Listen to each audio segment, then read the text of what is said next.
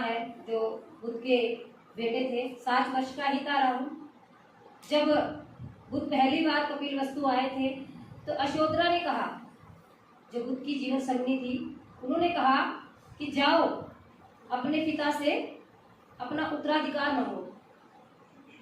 उन्होंने अपने बेटे को इसलिए नहीं भेजा कि वो भी अपने बेटे को भिक्षु बनाना चाहती थी।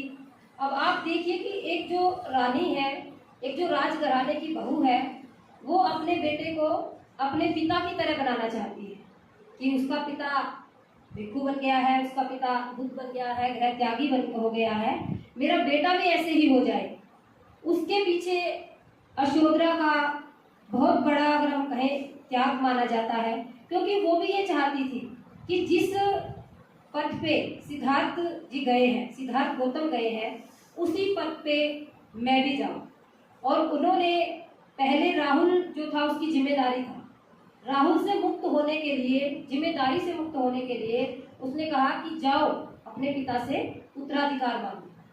जब राहुल अपने पिता के पास गए, बुद्ध के पास गए, तथागत बुद्ध के पास, तो उन्होंने जाकर कहा कि आप मेरे पिता हैं, आपकी छाया बड़ी सुंदर है, आपके चेहरे पे तेज है, क्या आप मुझे मेरा उत्तराधिकार देंगे? फिर तथागत ने कहा कि मेरे पास तुम्हें देने के लिए कुछ नहीं है, मेरे पास कोई सोना चांदी नहीं है, मेरे पास राजपाट नहीं है, मेरे पास हीरे जेवरात नहीं है, ये सब चीजें मेरे पास नहीं है। मेरे पास एक अमूल्य निधि है, मेरे पास जो धन है इसकी निधि है जो कभी भी नष्ट नहीं होगी। अगर तुम इसका उत्तराधिकारी बनना चाहते हो तो ये तुम्हें मैं दे सकता हूं। तब राहुल ने कहा कि आप जो भी मुझे दे वो मुझे स्वीकार है। तो तथागत ने अपने 7 साल के बेटे को, 7 वर्ष के बेटे को भी चीवर पहना दिया था। और उसी समय से फिर ये नियम बना था। पहले नियम नहीं था कि भाई तुम अपने माता पिता की अनुमति लेकर आओ, तुम घर से अनुमति लेनी होती है, पहले नियम नहीं था। उसके बाद में नियम बना, जब राहुल को 7 वर्ष का राहुल था और उसको बिना सुदोधन की अनुमति के, बिना महाप्रजापति गौतमी की अनुमति से उसको चीवर दे दिया था। फिर सुदोधन बहुत नाराज हुए, बहुत दुखी हुए कि कहने लगे कि तुम तो बन ही गए थे, तुम तो घर छोड़ ही दिया था, तुमने तो हमारे जो भविष्य के राजकुमार थे उनको भी तुमने चीवर पहना दिया, उनको भी तुम्हें गृह त्यागी बना दिया। फिर सुदोधन ने बुद्ध से कहा था कि आप जब भी किसी बच्चे को, किसी पुरुष को, किसी महिला को भिक्षुनी बनाओ या भिक्षु बनाओ तो आप उनके घर वालों से अनुमति जरूर लेना, उनकी माता पिता से अनुमति लेना, उनकी जीवन संगिनी से अनुमति लेना। तब ये नियम फिर बना था। बुद्ध के समय में जैसे जैसे घटनाएं घटती गई वैसे वैसे नियम बनते गए।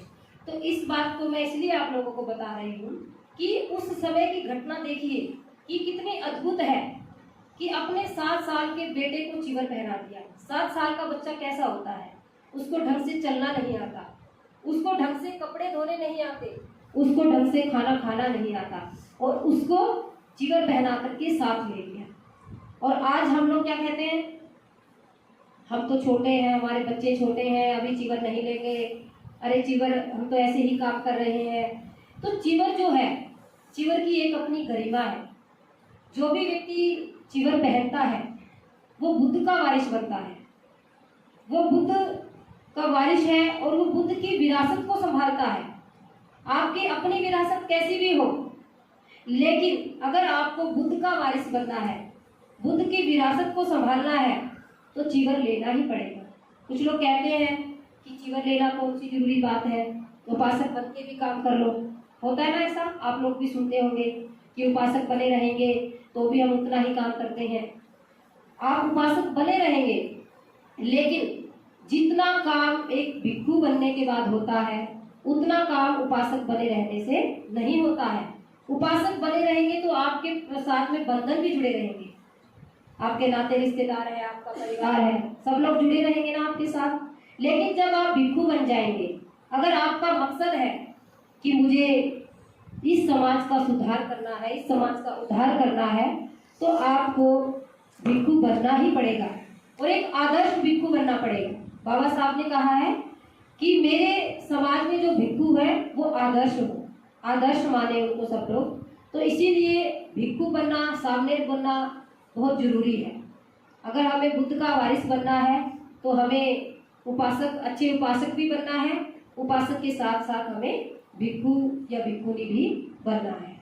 तो इसीलिए आप सभी लोगों ने इन बातों को ध्यान से सुना, जो जो मैंने आपको बताया है। आप सब लोगों का बहुत बहुत साधुवाद, बहुत बहुत आभार।